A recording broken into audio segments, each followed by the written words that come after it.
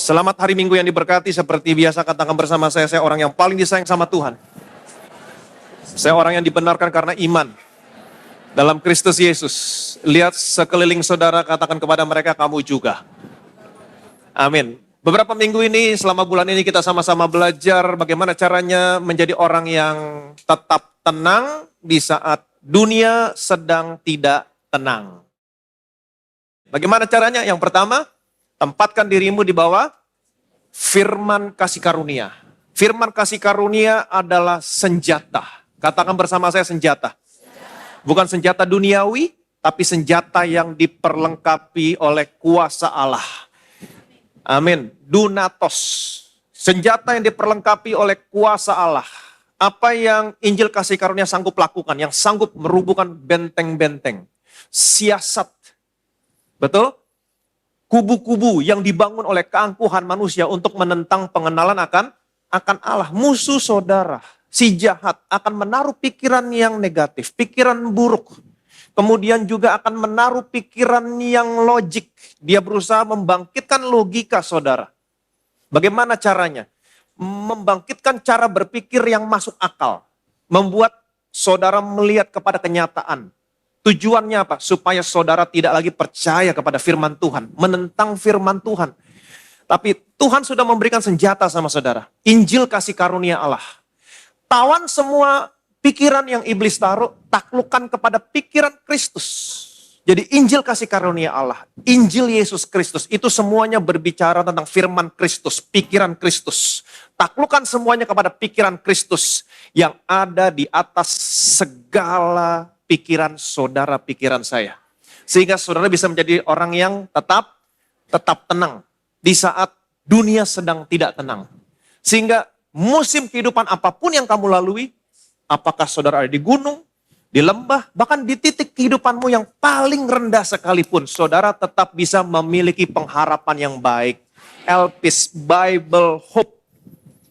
Pengharapan dalam Tuhan, bukan pengharapan dunia. Kalau pengharapan dunia, ya mudah-mudahan, jikalau, mudah-mudahan. No, Bible Hope. Sesuatu yang pasti, confidence, rasa percaya diri. Confidence, expectation of good. Kamu percaya sesuatu yang baik akan terjadi di masa mendatang. Ini yang namanya Bible Hope. Elpis, confidence, expectation of good. Terus tempatkan dirimu di bawah firman, kasih karunia. Ini senjata saudara, di tengah-tengah dunia yang semakin lama semakin gelap. Di mana dunia berusaha untuk membawa saudara melihat kepada kenyataan.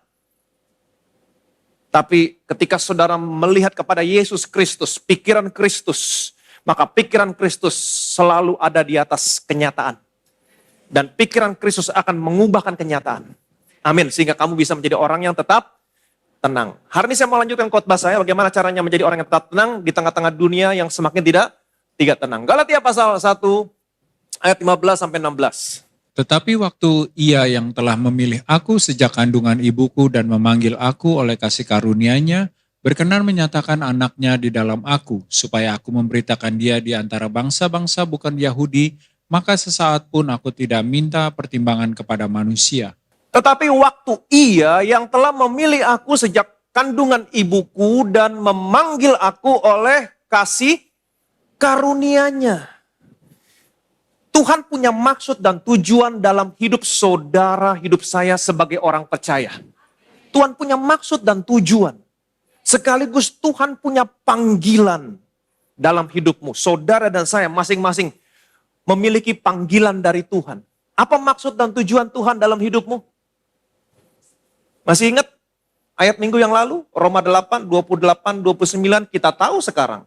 Allah turut bekerja dalam segala sesuatu untuk mendatangkan kebaikan bagi mereka yang mengasihi Dia. Allah turut bekerja dalam segala sesuatu untuk mendatangkan kebaikan.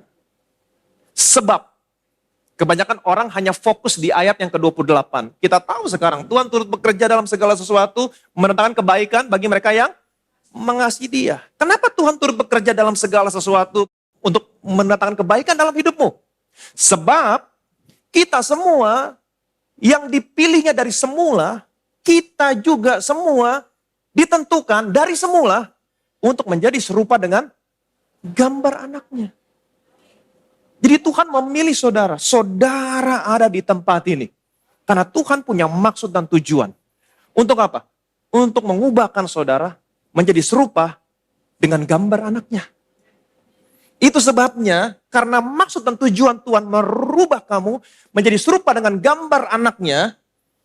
Itu sebabnya Dia turut bekerja dalam segala sesuatu yang kamu alami untuk mendatangkan kebaikan. Jadi tujuan Tuhan adalah merubah kamu menjadi serupa dengan gambar anaknya. Menjadi serupa dengan gambar anaknya bukan hanya berbicara tentang rohani. Rohani memang yang paling utama. Tapi kalau Alkitab mengatakan menjadi serupa segambar Yesus, artinya seluruh aspek hidupmu akan diubahkan menjadi serupa dengan gambar anaknya. Kalau hari ini kamu sakit, karena maksud dan tujuan Dia adalah merubah saudara menjadi serupa dengan gambar anaknya. Dia turut bekerja. Kamu yang sakit harus sehat. Itu sebabnya kenapa Dia menyembuhkan kamu. Karena ini tujuan Tuhan. Merubah kamu menjadi serupa dengan gambar anaknya. Seluruh area hidupmu harus menjadi serupa dengan gambar anaknya. Paulus berkata di sini, Ia telah memilih aku sejak kandungan ibuku. Dan memanggil aku untuk memberitakan tentang anaknya kepada orang-orang yang bukan orang Yahudi. Ini maksud dan tujuan Tuhan dalam hidup Paulus. Dan ini panggilan Tuhan dalam hidup Paulus. Tuhan juga punya maksud dan tujuan dalam hidupmu. Kita sudah tahu, kita sudah pernah belajar sering kali. Tuhan memilih saudara ada di tempat ini karena Tuhan mau mengubahkan saudara menjadi serupa dengan gambar anaknya. Kemudian Tuhan punya panggilan.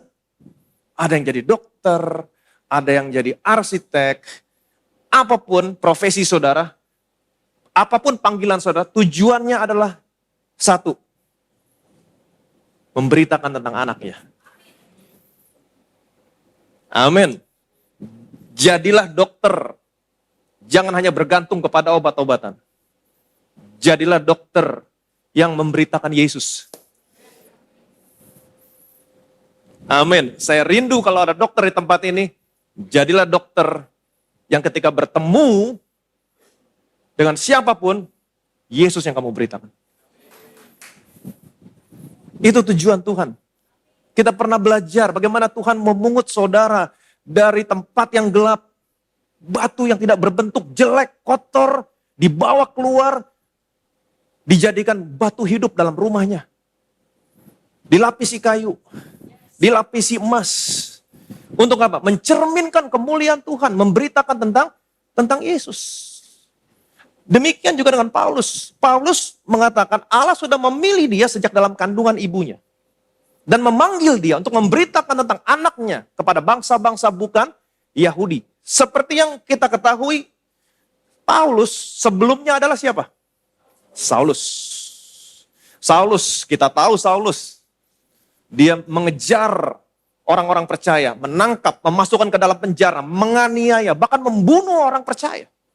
Dan Saulus adalah salah seorang murid dari rabi yang terkenal pada zaman itu yang bernama Gamaliel.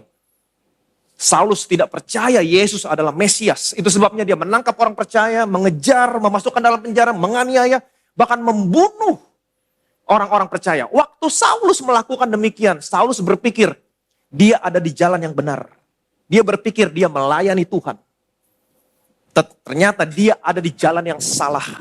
Itu sebabnya Yesus menampakkan diri kepada Saulus, berperkara sama Saulus, sekaligus menunjukkan kepada Saulus, Saulus, kamu ada di jalan yang salah.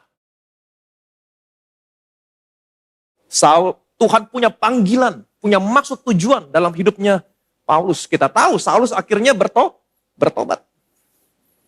Dirubah namanya menjadi siapa? Paulus. Dan inilah kehidupan Paulus. Tuhan punya maksud tujuan dan panggilan dalam hidupnya Paulus. Demikian juga saudara dan saya. Tuhan punya maksud dan tujuan. Ada panggilan Tuhan dalam hidupmu. Jadi yang paling penting adalah saudara harus menemukan maksud tujuan Tuhan dalam hidupmu. Kita tahu. Untuk mengubahkan saudara menjadi serupa dengan gambar anaknya. Dan ada panggilan Tuhan dalam hidupmu.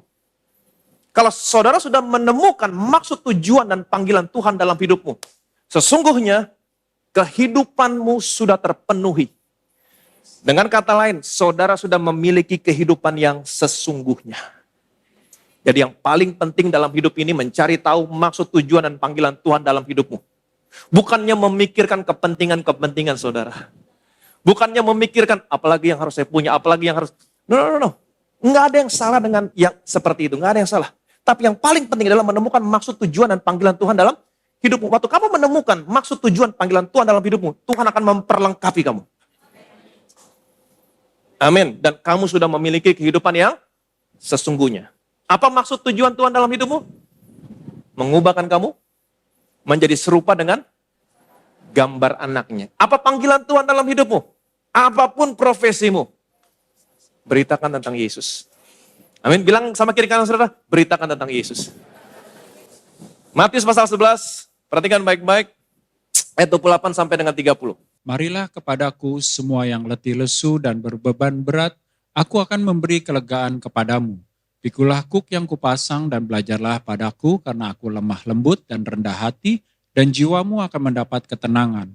Sebab kuk yang kupasang itu enak dan bebanku pun ringan. Marilah kepadaku semua yang letih lesu dan berbeban berat, aku akan memberikan kelegaan kepadamu.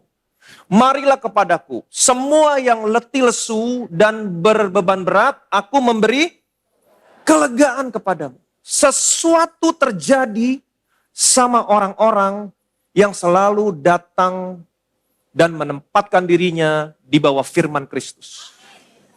Karena di sini Yesus berkata, marilah kepadaku semua yang letih lesu, berbeban berat, datang kepadaku. Dengar, aku memberikan kelegaan kepadamu. Sesuatu terjadi sama orang-orang yang selalu datang dan menempatkan dirinya di bawah perkataan Yesus. Apa yang terjadi? Mendapat kelegaan. Mendapat kelegaan. Gereja ini selalu membawa jemaatnya datang dan mendengar firman Kristus. Melihat Yesus dalam firman-Nya. Karena semua firman yang disampaikan dari mimbar di gereja ini, semuanya berbicara tidak lain, tidak bukan. Semuanya tentang siapa? Tentang Yesus. Jadi saudara datang, saudara duduk, saudara mendengar firman Kristus, saudara melihat Yesus dalam firman-Nya. Dan saya percaya seperti apa yang Yesus janjikan. Saya percaya jemaat di gereja ini adalah orang-orang yang memiliki kelegaan. Rest. Tenang. Amin. Dari mana saya tahu? Tuhan yang berkata, dari buahnya lah kamu mengenal mereka. Saya bisa melihat dari buahnya. Apa buahnya? Sangat jarang sekali. Sangat jarang sekali. Bukannya nggak ada. Dan kalau ada pun nggak salah. Sangat jarang sekali jemaat di tempat ini datang dan mengejar-ngejar pastor dan leader untuk minta didoakan. Sangat jarang sekali. Sangat jarang sekali. Kalau ada pun tidak salah. Dan sekalipun ada, mereka datang dengan motivasi yang benar. Bukan karena minta didoain, bukan karena pastor di tempat ini doanya lebih didengar pada doa mereka. Tidak. Mereka hanya datang minta didoakan. Minta kesepakatan. 2-3 orang sepakat berdoa. Sesuatu terjadi. Bukan karena, oh kamu lebih didengar doanya, saya datang, saya minta doain, kejar-kejar. Tidak. Saudara adalah orang-orang yang memiliki kelegaan. Rest. Kenapa? Karena saudara selalu datang, duduk, dan melihat Yesus dalam firman. Dan saudara tahu kebenaran. Amin. Roh Kudus, di dalam saudara, Roh Kudus dalam saya adalah Roh Kudus yang sama. Bukan Roh Kudus dalam saya grade A, saudara grade C. Nggak ada grade A, grade B, grade C. Roh Kudus yang sama. Dan akses yang sama saya miliki untuk datang sama Tuhan adalah akses yang sama yang saudara miliki untuk datang sama Tuhan. Semua karena darah Yesus. Amin. Kalau saudara punya akses yang sama seperti akses yang saya miliki, kenapa saudara harus melalui saya? Saudara bisa datang sendiri. Saudara memiliki kelegaan. Amin. Kalau saudara boleh cek setiap hari, telepon di kantor, nomor di sini, 021, nomor berapa saya aja lupa nomornya. Itu tidak pernah bunyi. Sampai saya berpikir sama Esra, apa kita putusin aja nih telkom. Nggak pernah bunyi, nggak ada yang orang telepon, konseling, nggak ada. Puji Tuhan. Jemaat Bethesda adalah jemaat yang memiliki kelegaan. Bahkan volunteer sekalipun, suatu hari ketika mereka harus menghadapi konsekuensi karena satu dan lain hal, konsekuensi disiplin karena satu dan lain hal, mereka tidak pergi dari gereja ini. Tidak. Mereka tetap datang menjadi jemaat, duduk dengar firman Kristus, dan pada akhirnya satu saat mereka bisa melayani kembali. Mereka adalah jemaat-jemaat yang dewasa. Kenapa? Penuh kelegaan. Karena mereka tahu, mereka melayani di tempat ini. Mereka melayani bukan manusia yang mereka layani, tapi mereka melayani seorang pribadi yang begitu baik, yang telah memberikan nyawanya untuk keselamatan mereka. Amin.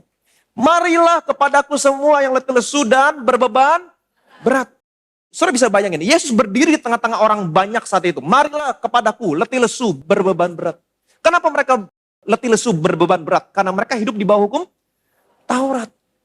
Mereka berusaha menyenangkan hati Tuhan dengan melaksanakan 10 hukum Taurat dengan kekuatan mereka. Tidak ada seorang pun. Saya katakan, tidak ada seorang pun yang sanggup hidup di bawah hukum Taurat. Hukum Taurat standarnya terlalu tinggi. Begitu sempurna. Alkitab berkata, tidak ada seorang pun yang dibenarkan karena melakukan hukum Taurat. Dan semua orang yang hidup di bawah hukum Taurat, hidup di bawah kutuk. Sebab ada tertulis, terkutuklah orang yang tidak setia melakukan segala sesuatu. Jadi kalau saudara coba-coba untuk hidup di bawah hukum Taurat, saudara harus melakukan 10-10-nya. Nggak boleh gagal satu. Salah satu, saudara bersalah terhadap semuanya. Begitu tinggi standarnya, begitu sempurna. Jadi jangan pernah bermimpi hidup di bawah hukum Taurat. Jangan pernah bermimpi. Puji Tuhan, Tuhan sudah membebaskan kamu dari hukum Taurat. Amin. Hari ini kamu hidup di bawah kasih karunia. Marilah kepadaku semua yang letih lesu dan berbeban berat, aku akan memberikan kelegaan kepadamu. Kelegaan, ada kelegaan yang diberikan. Ada rest yang diberikan. Di mana? Di dalam kesadaran saudara. Waktu saudara datang, duduk, menempatkan dirimu di bawah firman Kristus, Injil kasih karunia, saudara mendapatkan rest. Di mana? Dalam kesadaran saudara.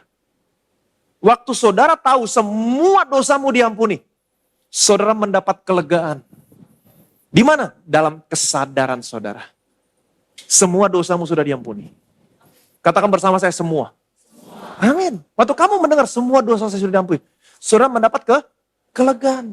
Tapi banyak orang yang tidak berani memberitakan semua dosamu sudah diampuni. Kenapa? Karena akan membuat orang hidupnya semakin seenak-enaknya. Akan membuat orang semakin enak berbuat dosa. No, ini jauh dari kebenaran. Ini jauh dari kebenaran. Saudara masih ingat waktu Yesus makan di rumah orang Farisi yang bernama Simon? Di situ ada seorang perempuan duduk di kaki Yesus, menangis, membasahi kaki Yesus dengan air matanya, menciumi kaki Yesus, meminyaki kaki Yesus dengan minyak wangi. Melihat kejadian ini, Yesus berkata kepada Simon, Simon, saya punya sebuah perumpamaan. Ada 2 orang yang berhutang, yang satu 50, yang satu 500. Karena kedua orang ini tidak bisa membayar hutangnya, maka si pemberi hutang menghapus hutang kedua orang ini. Lunas. Menurut pendapat kamu, siapakah di antara kedua orang ini yang berhutang 50 kah? Yang berhutang 500 kah? Yang terlebih mengasihi si pemberi hutang? Simon berkata, tentunya yang paling banyak dihapus hutangnya. Yang 500. Tuhan berkata, betul katamu Simon. Betul katamu Simon. Yang paling banyak dihapus hutangnya adalah yang paling mengasihi. Kamu lihat perempuan ini Simon? Aku masuk ke rumahmu. Kamu tidak memberi air kepadaku untuk membasuh kakiku. Tapi perempuan ini membasahi kakiku dengan air matanya. Aku masuk ke rumahmu. Kamu tidak cium aku Simon.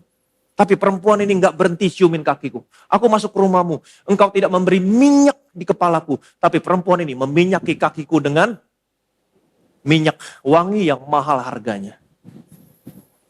Kemudian Tuhan berkata, barang siapa banyak berbuat kasih, karena dosanya banyak diampuni. Banyak diampuni, banyak berbuat kasih, sedikit diampuni, sedikit berbuat kasih. Dengan kata lain Tuhan mau bilang gini, Simon, kamu tahu kenapa perempuan ini lebih mengasihi aku dibanding kamu mengasihi aku?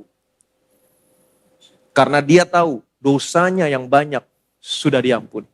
Dan kamu Simon, sebaliknya, kenapa kamu tidak mengasihi aku seperti perempuan ini mengasihi aku? Karena kamu berpikir dosamu sedikit diampuni. Jadi jangan pernah takut memberitakan semua dosamu sudah diampuni. Amin. Hanya Allah yang sanggup melakukan ini. Kenapa? Karena Allah hidup di luar waktu. Saudara hidup di dalam waktu. Waktu ada 3 dimensi yang seperti yang saya sampaikan. Dulu, sekarang, yang akan datang. Saudara hidup dalam waktu. Dulu, sekarang, yang akan datang. Allah yang menciptakan waktu. Dia hidup di luar waktu. Waktu dia hidup di luar waktu, dia bisa melihat seluruh hidupmu. Hidupmu yang dulu, hidupmu yang sekarang, hidupmu yang akan datang. Dia tahu semua dosamu. Dan dia tanggungkan semua dosamu di tubuh anaknya. 1 kali. Anaknya cukup mempersembahkan tubuhnya berapa kali? 1 kali. Sebagai korban untuk dosamu. Berlaku berapa lama? Selama-lamanya. Kabar baik. Waktu kamu mendengar kabar baik, kamu mendapatkan ketenangan di mana? Dalam kesadaran saudara. Dan saya tidak percaya kebenaran ini membuat orang hidupnya semakin seenak-enaknya. Ini di luar kebenaran. Karena kebenarannya adalah, Tuhan berkata, barang siapa dosanya banyak diampuni, dia banyak berbuat kasih. Artinya apa? Dia semakin mengasihi Tuhan. Kamu mengasihi bukan dengan kekuatan kamu. Kamu mengasihi karena dia terlebih dahulu mengasihi kamu. Yang percaya boleh bilang amin. Amin. Jadi kamu mendapatkan ketenangan, kelegaan, rest di mana? Di dalam kesadaran.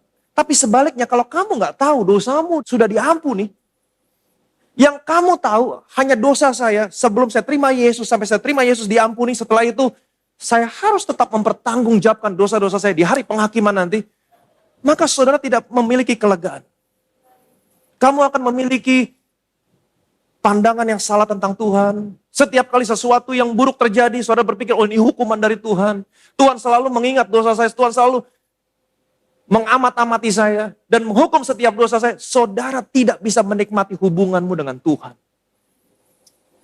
Nggak bisa. Saudara terus memiliki pikiran yang salah tentang Tuhan. Betul, tanpa juru selamat, Tuhan akan selalu memperhitungkan dosamu. Tapi karena apa yang sudah Yesus lakukan, Allah berkata, aku menaruh belas kasihan sama kesalahanmu, dan aku tidak lagi mengingat-ingat dosamu. Yang percaya boleh bilang amin. Waktu kamu tahu dosamu yang banyak sudah diampuni. Amin. Kamu bukan hanya memiliki kelegaan dalam pikiranmu, tapi kamu memiliki keberanian untuk terus datang. Terus datang, terus datang, terus datang. Semakin kamu datang, kamu semakin diubahkan. Dari satu kemuliaan kepada kemuliaan, sehingga pada akhirnya kamu menjadi sama seperti dia. Jadi terus tempatkan dirimu di bawah firman kasih karunia.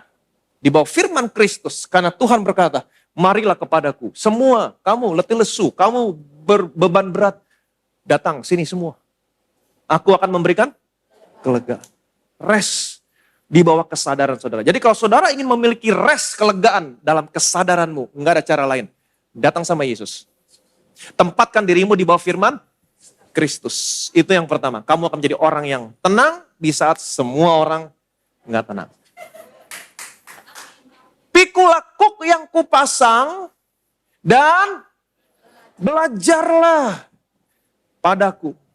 Pikulah kuk yang kupasang. Apa itu? Injil kasih karunia. Bukan hukum Taurat. Hukum Taurat adalah kuk yang berat. Kamu berbeban berat. Kamu akan letih lesu. Sekalipun kamu berusaha dengan kekuatanmu, kamu gak akan pernah sanggup. Tapi kuk yang kupasang, kita lihat nanti itu enak. Ringan. Amin. Jadi pikulah kuk yang kupasang berbicara tentang Injil kasih karunia. dan belajarlah daripadaku.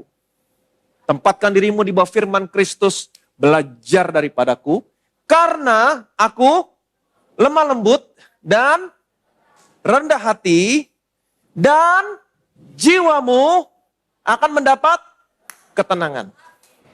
Ketenangan yang kedua, ketenangan yang pertama, ketenangan di dalam kesadaran. Bagaimana caranya? Tempatkan dirimu di bawah firman kasih karunia. Yang kedua, jiwamu akan mendapat ketenangan. Jiwa berbicara tentang apa? Pikiran. Pikiranmu akan mendapat ketenangan. Saudara mau menjadi orang yang tenang? Mau? Enak makan, enak tidur.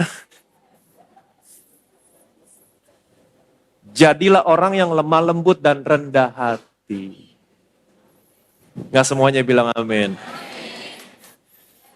Dan jiwamu akan mendapat ketenangan. Bagaimana caranya? Jadilah orang yang lemah lembut dan rendah hati. Bagaimana caranya? Belajar dari Yesus. Belajar dari Yesus. Jiwamu akan mendapat ketenangan. Perhatikan baik, ada dua hal di sini. Mendapat ketenangan di dalam kesadaran. Bagaimana caranya? Tempatkan dirimu di bawah firman Kristus. Di bawah Injil kasih karunia. Waktu kamu tahu semua pekerjaan yang sudah Tuhan Yesus selesaikan, kamu mendapat ketenangan di dalam kesadaran. Saya tahu semua dosa saya sudah diampuni. Saya bukan lagi orang berdosa, saya orang yang dibenarkan. Waktu dia datang bukan untuk menghakimi, tapi untuk menganugerahkan keselamatan kepada mereka yang menantikan dia. Kamu mendapatkan ketenangan dalam kesadaran. Dan yang kedua, ketenangan di dalam pikiran. Bagaimana caranya? Jadilah orang yang lemah lembut dan rendah hati. Belajar dari Yesus. Tetapi yang saya lihat, tidak ada di tempat ini. Yang saya lihat pada umumnya, sekalipun banyak orang Kristen yang sudah tahu Injil kebenaran, sudah mendapatkan ketenangan dalam kesadaran, tapi saya masih banyak melihat orang Kristen yang emosinya meledak-meledak. Ingat baik-baik, emosi adalah cerminan, refleksi dari apa yang ada dalam pikiran saudara. Sekalipun orang Kristen sudah memiliki ketenangan dalam kesadaran, tapi saya masih banyak melihat orang Kristen marah-marah di restoran, marah-marah di jalan. Betul? Marah-marah di sana, marah-marah di sini. Diomongin, marah-marah, langsung konfrontasi. Emosinya meledak-meledak. Kalau saudara menjadi orang Kristen yang demikian, di mana-mana berantem, saya percaya, malamnya saudara tidak bisa tidur tenang. Saudara mau menjadi orang yang tenang? Enak makan, enak tidur, enak kerja. Jadilah orang yang lemah lembut dan rendah hati. Jadilah orang yang lemah lembut dan rendah hati. Bagaimana caranya? Belajar dari Yesus. Selalu melihat Yesus. Kamu akan diubahkan menjadi sama seperti Yesus. Amin. Lemah lembut dan rendah hati di sini berbicara tentang self-control. Menguasai dirimu sendiri. Kalau saudara tidak membalas yang jahat dengan yang jahat, artinya saudara memiliki kekuatan untuk mengontrol dirimu sendiri. Amin. Dan saya menilai orang yang lemah lembut dan rendah hati adalah orang yang sabar. Betul? Dia orang yang sabar. Lemah lembut rendah hati orang yang sabar. Dia selalu memberikan kemenangan kepada orang lain. Kalau saudara lihat sekarang ya, dunia ini semakin lama semakin gelap. Benar jadi salah, salah jadi benar, gelap jadi terang, terang jadi gelap. Orang yang salah lebih galak daripada orang yang gak salah. Udah salah, lebih galak. Kenapa? Karena mereka insecure. Mereka butuh kemenangan. Mereka butuh kemenangan. Mereka gak mau salah, mereka butuh kemenangan. Sekalipun salah, mereka butuh kemenangan. Gak mau disalahin. Bagaimana caranya menghadapi orang-orang yang demikian? Kasih mereka kemenangan. Kamu gak butuh kemenangan. Karena kamu adalah orang-orang yang lebih daripada pemenang. Kasih mereka kemenangan. Orang-orang yang sombong butuh kemenangan, kasih mereka kemenangan. Saudara nggak perlu menjadi sama seperti orang dunia. Nggak perlu sama. Salah, kita harus lebih galak. Supaya kita nggak kelihatan salah. Kamu nggak butuh kemenangan. Dan kalau halnya demikian, akan terjadi sesuatu yang lebih buruk sama saudara. Karena kamu nggak pernah tahu siapa lawan kamu. Kamu nggak pernah tahu. Kamu ngoceh sana sini, kamu ngomong sana sini, nggak taunya malam-malam saudara dijemput dan besoknya pakai rompi orange. Kamu nggak tenang. Hidupmu nggak tenang kalau kamu seperti itu. Di sini kita belajar, Yesus kasih tahu, supaya pikiranmu tenang, jiwamu tenang, enak makan, enak tidur, enak kerja, jadilah orang yang lemah, lembut, dan rendah hati. Jadilah orang yang lembut dan rendah hati. Belajar daripadaku. Jadi ada dua ketenangan di sini. Perhatikan baik-baik. Kalau kamu mau menjadi orang yang tenang, tetap tenang di saat dunia nggak tenang. Kita melihat setiap hari, ada aja kasus. Gimana mereka bisa tenang hidupnya kalau seperti itu? Yang pertama, tempatkan dirimu di bawah firman Kristus. Kasih karunia. Datang sama Yesus, tempatkan dirimu di bawah firman Kristus. Kamu mendapat kelegaan. Ada kelegaan yang Tuhan berikan. Di mana? Dalam kesadaran saudara. Yang kedua, pikulah kuk yang kupasang, belajar daripadaku, kata Yesus. Aku lemah lembut, aku rendah hati. Dan jiwamu. Jadi belajar dari Yesus. Biarlah kamu bisa menjadi orang yang lemah lembut. Jadi orang yang rendah hati. Amin. Bukan orang yang sombong, rendah hati. Supaya apa? Jiwamu, pikiranmu mendapat ketenangan. Ada begitu banyak orang yang pikiran nggak tenang. Tapi belajar dari Yesus. Lemah lembut, rendah hati. Sebab kuk yang kupasang itu enak dan bebanku pun ringan. Kuk yang kupasang itu enak. Apa itu? Injil kasih karunia. Bukan hukum Taurat. Hukum Taurat itu beban yang berat. Membuat kamu letih lesu. Tapi kuk yang kupasang, firmanku, kabar baik tentang semua pekerjaan aku lakukan. Itu enak. Dan bebanku pun ringan. Sudah pernah lihat kuk dipasang? Kuk biasa dipasang di sapi yang tua dan di sapi yang muda. Untuk mengajarkan sapi yang muda. Kalau sapi yang tua jalan, sapi yang muda juga harus jalan. Kalau sapi yang tua jalan, sapi yang muda diam. Nah, kuknya jadi berat. Tapi sapi yang tua jalan, sapi yang muda juga harus jalan. Sapi yang tua berhenti, sapi yang muda juga harus berhenti. Sapi yang tua minum, sapi yang muda juga harus minum. Mengalir bersama Yesus. Tempatkan dirimu di bawah firman kasih karunia. Amin. Lihat Yesus, belajar dari Yesus, mengalir bersama Yesus. Saya percaya semua yang terjadi di dunia ini tidak ada satupun yang membuat Yesus kaget. Surprise, nggak ada. Perang dunia pertama, perang dunia kedua, nggak ada sesuatu apapun yang membuat Yesus surprise. COVID-19, nggak ada sesuatu apapun yang membuat Yesus surprise. Waktu terjadi COVID, COVID ya? Nggak ada. Yesus tahu segala sesuatunya. Dia tidak pernah surprise, dia tidak pernah kaget, dia tahu segala sesuatunya dan dia tahu jalan keluarnya. Dia tahu segala sesuatunya. Kalau saudara mengalir bersama Yesus, saya percaya tidak ada sesuatu apapun yang membuat kamu surprise. Kenapa? Karena Tuhan sudah siapkan jalan keluarnya. Tuhan sudah siapkan semuanya. Jadi mengalir bersama Yesus. Saudara tahu kapan Yesus mengatakan semuanya ini? Marilah kepadaku, letih lesu, berbeban berat. Datang kepadaku, aku akan memberikan kelegaan. Pikulah kuk yang kupasang, belajar daripadaku karena aku lemah lembut, rendah hati, jiwamu akan mendapat ketenangan. Kapan dia mengatakan semuanya ini? Kapan? Waktu dia ditolak.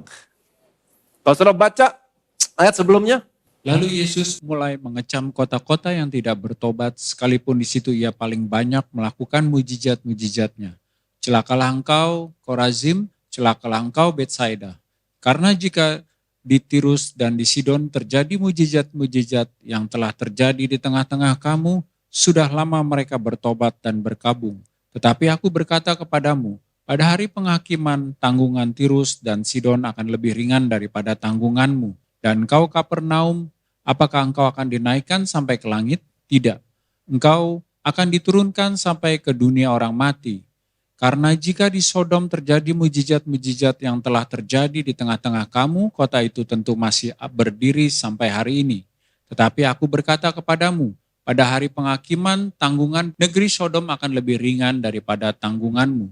Pada waktu itu berkatalah Yesus, aku bersyukur kepadamu Bapa, Tuhan langit dan bumi, karena semuanya itu engkau sembunyikan bagi orang bijak dan orang pandai, tetapi engkau nyatakan kepada orang kecil. Ya Bapa, itulah yang berkenan kepadamu. Semua telah diserahkan kepadaku oleh Bapakku, dan tidak seorang pun mengenal anak selain Bapa, dan tidak seorang pun mengenal Bapa selain anak, dan orang yang kepadanya anak itu berkenan menyatakannya. Lalu Yesus mulai mengecam kota-kota yang tidak bertobat, yang tidak merubah pikirannya. Sekalipun di situ ia paling banyak melakukan mujizat, paling banyak melakukan mujizat-mujizatnya. Siapa saja yang dikecam? Korazim, Betsaida, Kapernaum. Celakalah engkau Korazim, Betsaida, karena jika di Tirus dan di Sidon terjadi mujizat-mujizat yang telah terjadi di tengah-tengah kamu, sudah lama mereka bertobat dan berkabung. Dengan kata lain Tuhan mau bilang gini sama orang-orang yang di Korazim dan di Betsaida. Kalau aku melakukan mujizat yang sama seperti aku lakukan di tempat kamu, maka orang yang di Tirus dan di Sidon sudah lama mereka bertobat. Tapi kamu gak bertobat. Sekalipun aku buat banyak mujizat di tengah-tengah kamu. Aku berkata kepadamu, Yesus kasih tahu konsekuensinya. Pada hari penghakiman, tanggungan Tirus dan Sidon akan lebih ringan daripada tanggungan Kapernaum. Dan engkau Kapernaum, apakah engkau akan dinaikkan sampai ke langit? Tidak. Engkau akan diturunkan sampai ke dunia orang mati.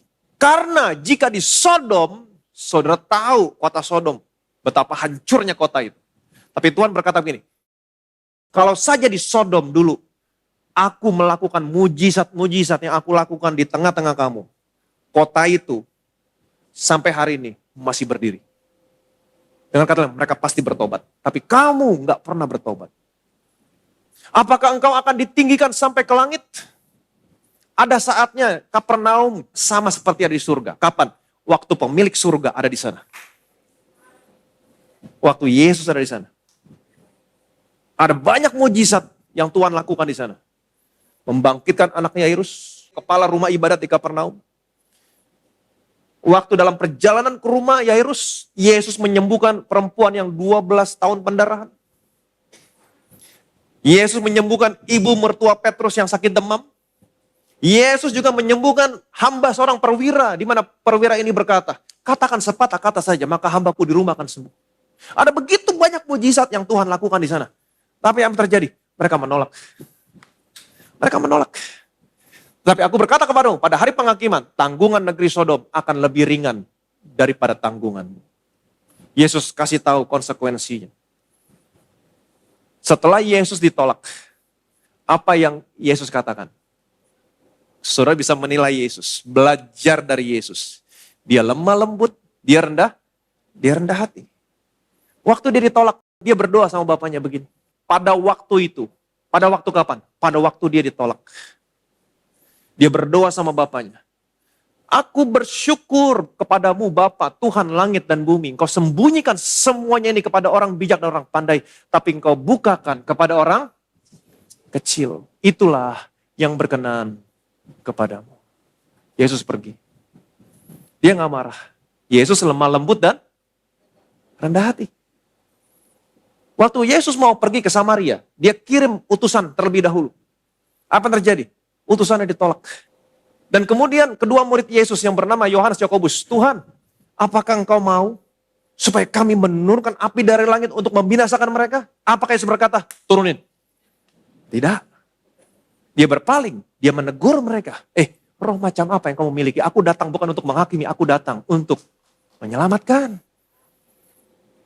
Dia rendah hati, dia lemah lembut. Belajar dari Yesus, jiwamu akan mendapat ketenangan. Nah, Sebelum saya tunjukkan sama saudara Matius 11, 28, 29, apa inti dari ayat ini adalah supaya kamu bisa menjadi orang yang tenang di tengah-tengah dunia yang sedang tidak tenang. Kita lihat satu ayat ini dulu. Di sini ada mirror image yang bisa kita lihat. Terpujilah Allah Israel sebab ia melawat umatnya dan membawa kelepasan baginya. Ia menumbuhkan sebuah tanduk keselamatan bagi kita di dalam keturunan Daud hambanya itu. Seperti yang telah difirmankannya sejak purbakala oleh mulut nabi-nabinya yang kudus. Untuk melepaskan kita dari musuh-musuh kita dan dari tangan semua orang yang membenci kita, untuk menunjukkan rahmatnya kepada nenek moyang kita dan mengingat akan perjanjiannya yang kudus, yaitu sumpah yang diucapkannya kepada Abraham bapa leluhur kita, bahwa ia mengaruniakan kita supaya kita terlepas dari tangan musuh, dapat beribadah kepadanya tanpa takut. Dalam kekudusan dan kebenaran di hadapannya seumur hidup kita.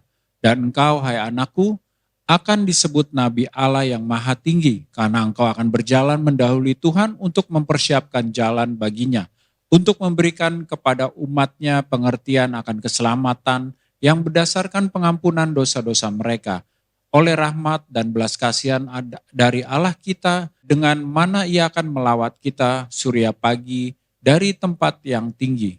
Dari ayat yang kita baca tadi, saudara bisa melihat dari huruf-huruf yang saya bold tadi, di sini saudara bisa melihat ada mirror image. Betul? Melawat, keselamatan, nabi, musuh-musuh. Perjanjian di tengah-tengah. Jadi intinya adalah perjanjian. Ada mirror image. Nah, kalau kita baca ayat yang Matius 11 tadi, perhatikan baik-baik. Ayat 28 sampai 30. Marilah kepadaku semua yang letih lesu dan berbeban berat. Aku akan memberi kelegaan kepadamu. Kelegaan. Pikulah kuk yang kupasang dan belajarlah padaku. Karena aku lemah lembut dan rendah hati, jiwamu akan mendapat ketenangan. Sebab kuk yang kupasang itu enak dan bebanku pun ringan. Ada mirror image di sini. Letih lesu, berat, enak, bebanku ringan, kelegaan, ketenangan. Intinya ada di mana? Pikulah kuk yang kupasang dan belajarlah daripadaku. Tuhan mau saudara menempatkan dirimu di bawah firman kasih karunia. Terus melihat Yesus. Belajar daripada Yesus. Amin. Kamu akan diubahkan dari satu kemuliaan kepada kemuliaan. Kita semua mencerminkan kemuliaan Tuhan dengan muka yang tidak terselubung. Apa itu? Melihat Yesus dalam firman. Kamu akan diubahkan dari satu kemuliaan kepada kemuliaan. Jadi sama seperti Yesus. Dan jiwamu mendapat ketenangan. Tuhan mau kamu selalu melihat Yesus. Tapi dunia ini selalu mau saudara melihat kepada dunia ini. Ingat baik-baik, kamu akan menjadi sama seperti apa yang kamu lihat. Sekali lagi saya ulangi, kamu akan menjadi sama seperti apa yang kamu lihat. Dunia mau saudara melihat kepada dunia ini. Supaya apa? Supaya kamu menjadi sama seperti mereka. Dan kalau saudara senantiasa melihat kepada dunia ini, sama seperti mereka, maka saudara akan menjadi sama seperti mereka, orang-orang yang tidak tenang. Tapi Tuhan mau kamu selalu melihat kepada Yesus. Amin. Kamu akan menjadi sama seperti Yesus. Dan Tuhan berkata, kamu akan menjadi orang yang tenang. Kamu akan menjadi orang yang tenang. Di sosial media, ada begitu banyak video, ada begitu banyak klip singkat. Dan dunia mau kamu melihat kepada mereka. Akhir-akhir ini saya lagi banyak ketemu, kalau saudara mungkin ketemu, ada orang dua lagi makan kue, yang satu iseng jailin kuenya, dicoel dikit, yang satu langsung hancurin kuenya. Wah. Pernah dengar? Pernah lihat? Ada? Kelihatannya lucu. Waktu sini, wah lucu. Karena ekspresi orang yang dihancurin lucu. Tapi di balik itu semua, ada moral yang tidak baik yang dunia mau sampaikan sama kamu. Dunia mau kamu melihat kepada dunia. Artinya apa? Kalau kamu dijahatin, jahatin orang lain, lebih gila lagi. Atau lu jahatin gua jahatin lu lebih lagi.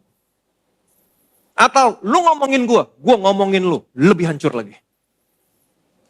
Dunia mau saudara seperti itu. Lucu kelihatannya. Kalau lucu lihat, saudara nggak nyadar, habisin waktumu di sosial media. Scroll, terus scroll. Begitu dibagiin lagi ke teman CG, dibagiin terus.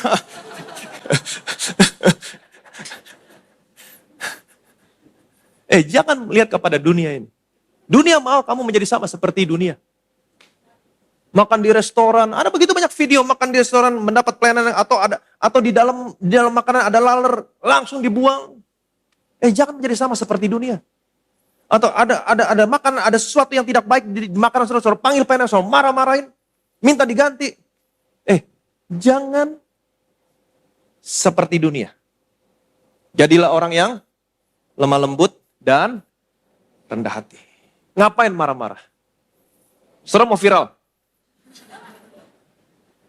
Mau kelihatan menang? Ngapain? Lemah lembut, rendah hati. Kalau memang kamu tidak mendapat pelayanan yang baik, ada laler di makananmu, panggil pelayanan. In private.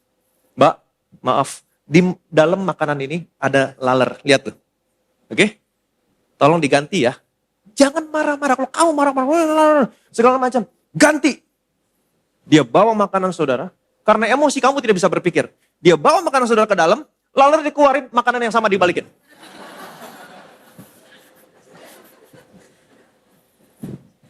Tulus seperti, cerdik seperti ular.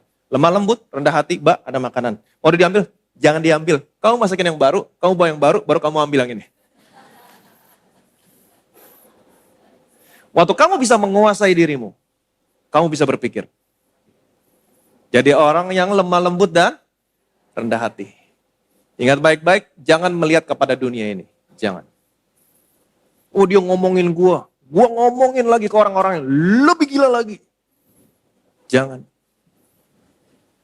Waktu saya percaya, waktu saudara ngomongin ke orang-orang ngomong, orang itu sampai ke dia, kamu akan ditelepon sama orang itu. Dan malam kamu gak bisa tidur. Gak tenang. Gak enak makan. Jiwamu tidak mendapat ketenangan. Jadilah orang yang lemah lembut dan rendah. Belajar daripadaku.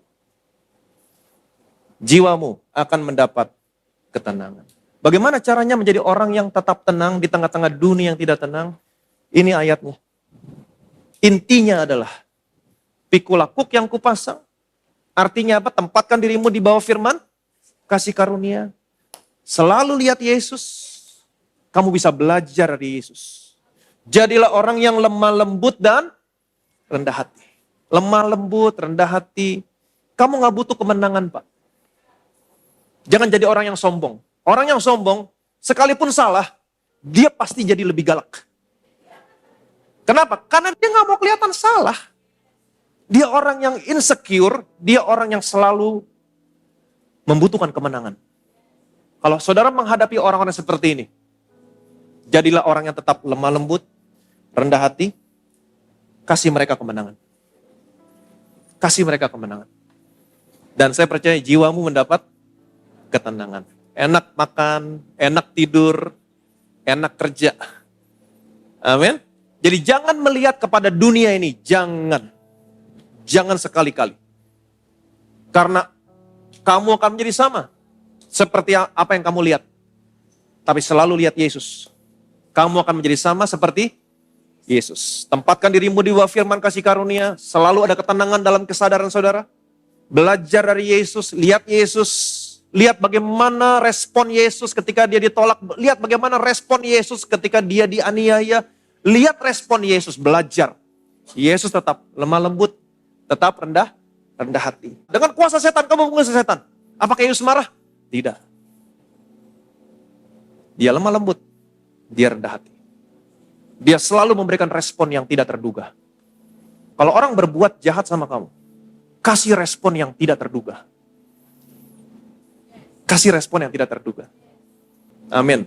Tetap lemah lembut, tetap rendah hati. Jiwamu akan mendapat ketenangan. Bilang sama kiri kanan saudara, tetap lemah lembut, tetap rendah hati. Belajar dari Yesus. Jiwamu mendapat ketenangan. Amin. Terus tempatkan dirimu di bawah firman kasih karunia. Belajar dari Yesus. Amin. Karena ini maksud dan tujuan Tuhan dalam hidupmu. Ini maksud tujuan Tuhan dalam hidupmu. Kamu ada di tempat ini dipanggil, dipilih sejak dalam kandungan, kata Paulus. Allah memilih aku sejak dalam kandungan. Dan Paulus juga berkata, sebab semua orang yang dipilihnya dari semula, dari dalam kandungan, mereka juga semula yang ditentukan untuk menjadi serupa dengan gambar anaknya. Kamu ditentukan untuk menjadi serupa dengan gambar anaknya. Bagaimana caranya saya bisa menjadi segambar serupa dengan anaknya? Enggak ada cara lain. Tempatkan dirimu di bawah firman kasih karunia. Lihat Yesus. Beholding. Kita semua mencerminkan kemuliaan Tuhan dengan muka yang tidak terselubung. Lihat Yesus dalam firman-Nya. Kamu akan diubahkan menjadi serupa dengan gambar anaknya. Jangan menjadi serupa dengan dunia. Kemudian belajar dari Yesus. Dia lemah lembut, dia rendah hati. Amin. Jiwamu akan mendapat ketenangan. Kamu berbeda dengan orang-orang yang ada di sana. Kamu diberkati. Amin. Dan karena maksud dan tujuan Tuhan dalam hidupmu adalah merubahkan kamu menjadi serupa dengan gambar anaknya. Baru lihat ke ayat yang ke-28. Kita tahu sekarang. Kita tahu sekarang. Allah turut bekerja dalam segala sesuatu untuk mendatangkan kebaikan. Karena saya tahu maksud tujuan Tuhan dalam hidup saya untuk mengubahkan saya menjadi serupa dengan gambar anaknya. Sekarang saya tahu. Musim kehidupan apapun yang saya lalui, dia turut bekerja. Amin. Untuk mendatangkan kebaikan. Waktu saya sakit, dia bekerja. Mendatangkan kesembuhan. Kenapa? Karena saya sudah dipilih sejak dalam kandungan, dan saya akan ditentukan untuk menjadi serupa dengan siapa? Dengan Yesus. Yesus sakit di surga? Enggak. Berarti kamu harus sehat. Itu sebabnya kenapa Paulus berkata, kita tahu sekarang. Dia turut bekerja dalam segala sesuatu. Kenapa?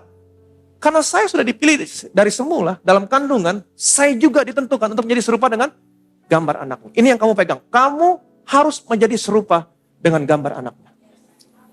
Kalau kamu percaya ini, maka dia turut bekerja dalam segala sesuatu.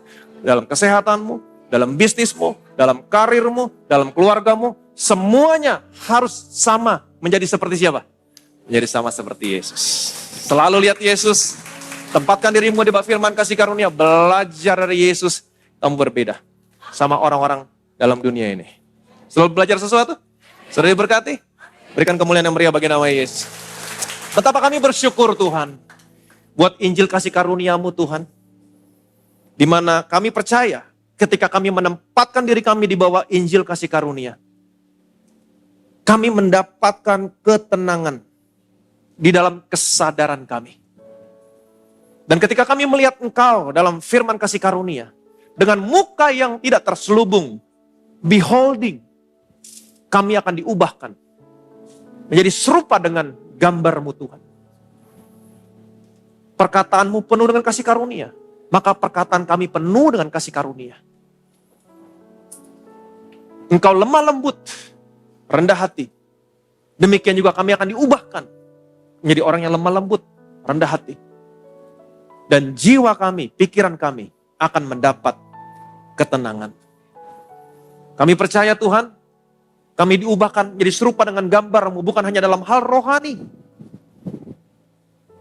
Tapi ketika firman-Mu mengatakan kami diubahkan serupa dengan gambar anak-Mu. Dalam segala aspek kehidupan kami akan diubahkan menjadi segambar serupa dengan Yesus.